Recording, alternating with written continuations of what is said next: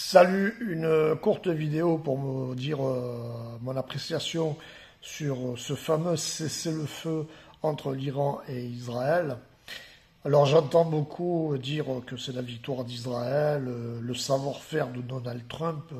Personnellement, je ne suis pas trop d'accord. Moi, j'estime que l'Iran a gagné la bataille de la dissuasion sur un fait qu'elle a montré qu'elle avait la possibilité, avec ses missiles hypersoniques, de frapper sérieusement Israël et d'atteindre des bases militaires, que ce soit au Qatar ou en Irak par exemple.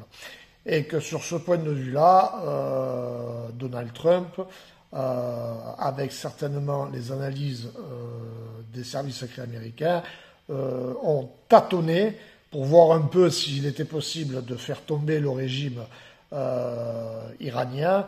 Et ils ont certainement dû faire un audit, car s'il fallait poursuivre, on va dire, ce conflit, même si techniquement on peut battre l'Iran, il y aurait eu quand même énormément de casse pour les Américains et les Israéliens, aussi bien civils que militaires, et que vu la conjoncture actuelle au niveau mondial, en sachant que la Chine, bon, il y a eu des pourparlers au niveau diplomatique, mais il faut savoir que les Chinois, très discrètement, ont positionné plusieurs navires du côté du golfe d'Ormuz à l'entrée, qu'apparemment ils auraient fait quelques pressions, que la Russie aussi a fait des pressions.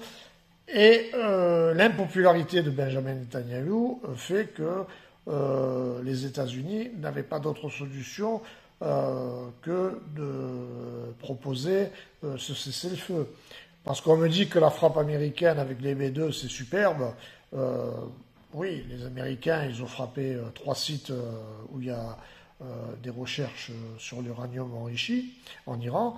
Mais les Iraniens ont communiqué ce matin qu'ils allaient poursuivre leur projet de nucléaire civil, que de toute façon ils se sont préparés depuis longtemps à construire des bases souterraines par rapport à leur projet et qu'ils savaient qu'un jour il pouvait y avoir des escarmouches militaires. Donc avoir détruit 3 sites mais juste du matériel, la destruction de tout le système qui permet d'enrichir l'uranium, apparemment, ce n'est pas le cas. Par contre, ce qui est sûr, c'est qu'Israël a pris pas mal de missiles hypersoniques. Il y a énormément de dégâts en Israël, que ce soit le port d'Haïfa, des centres de recherche, des bâtiments militaires, y compris du service secret israélien, quelques dégâts civils, aussi bien du côté israélien mais surtout du côté iranien. Mais Israël a perdu beaucoup, est devenu impopulaire au niveau international à cause des sionistes, que économiquement le pays il est à la ramasse, qu'il doit beaucoup d'argent, qu'il faut reconstruire beaucoup de choses, que les Américains ne sont pas au mieux contrairement à ce qu'ils disent, parce que tout le monde dit que Trump est quelqu'un de formidable. Personnellement, la communication de Trump et son attitude, elle est très préjudiciable pour les États-Unis d'Amérique. Et de toute façon, il y a un changement de doctrine au niveau international et les pays de l'Eurasie prouvent qu'ils sont en train de prendre le dessus aussi bien sur la diplomatie que sur la dissuasion militaire et économique. Alors on va voir si le cessez-le-feu à cette heure-ci va tenir. On verra par la suite comment les choses vont évoluer. Mais le premier enseignement que je fais, moi personnellement, peut-être que certains ne seront pas d'accord, c'est que l'Iran a prouvé qu'elle avait la possibilité de faire de gros dégâts si elle en a envie au niveau aussi bien du Moyen-Orient, mais même peut-être au-delà, parce qu'au final, on ne sait pas trop ce que possède l'Iran. On sait que quand on regarde les canaux du côté iranien, on sait qu'ils ont eu un F-35, qu'ils ont détruit des drones, que bon, il y a eu des dégâts civils, mais qu'au final, ça n'a pas dissuadé le régime des mollahs à riposter, et que les médias mainstream vont dans un sens pro-occidental qui manque d'objectivité, mais je ne vois pas en quoi la diplomatie américaine a gagné quelque chose dans ce conflit. Parce que les Américains, on ne va pas se mentir, ils vont être isolés de toute façon dans les années à venir. C'est une voyoucratie. Hein, les néocons, de toute façon, ça ne respecte pas les engagements.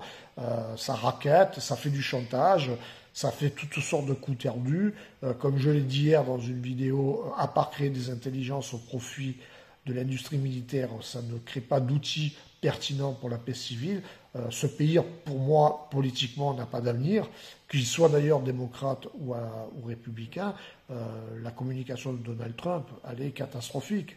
Et puis on voit que derrière, ceux qui financent sa campagne sont encore très influents, que même Benjamin Netanyahou, c'est d'ailleurs sa seule force, c'est que la communauté israélienne tient un peu par les couilles les États-Unis d'Amérique, parce qu'on nous dit que l'Amérique, entre guillemets, peut couper les vivres envers Israël. Je ne suis pas convaincu, parce que pour l'instant, Netanyahou, il voulait que Trump envoie quelques missiles.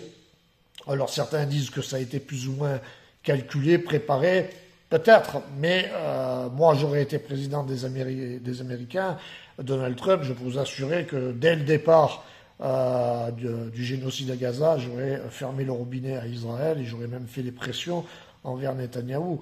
Alors est-ce que dans l'avenir, Benjamin Netanyahou va rester vivant? Va-t-il être assassiné ou pas par la CIA ou par une faction des services secrets du Mossad, parce que c'est quand même très tendu entre les sionistes et certains Israéliens? Ça, l'avenir nous le dira, parce que c'est vrai que je ne vois pas Benjamin Netanyahou rester calme. Il va certainement trouver encore un terreau pour attaquer. Alors ça va être l'Iran, ça va être le Liban, ça va être Gaza, peut-être des opérations secrètes au niveau international, mais je pense que ce qui est vraiment important, l'Iran a gagné cette bataille de la dissuasion militaire, et qu'on sait qu'aujourd'hui, quel que soit le statut de l'Iran, quels que soient les régimes, les ingénieurs iraniens ont quand même bien travaillé. Il y a quelqu'un qui m'a dit dans un commentaire dans une de mes vidéos que les enjeux étaient justement de faire tomber le régime iranien pour avoir accès à ces licences et à ces brevets qui fabriquent les missiles hypersoniques. Ben, c'est fort probable, c'est peut-être juste ce qu'il m'a dit cette personne. Même si la Russie a proposé des services à l'Iran, il faut savoir que les Iraniens officiellement ont refusé leur aide. Donc il y a juste eu des accords diplomatiques avec l'Eurasie, la Russie et la Chine. Mais voilà, on va observer dans l'avenir ce qui va se passer. Mais pour moi, l'Iran a gagné la bataille de la dissuasion militaire pour assurer au minimum sa protection. Allez, bonne journée.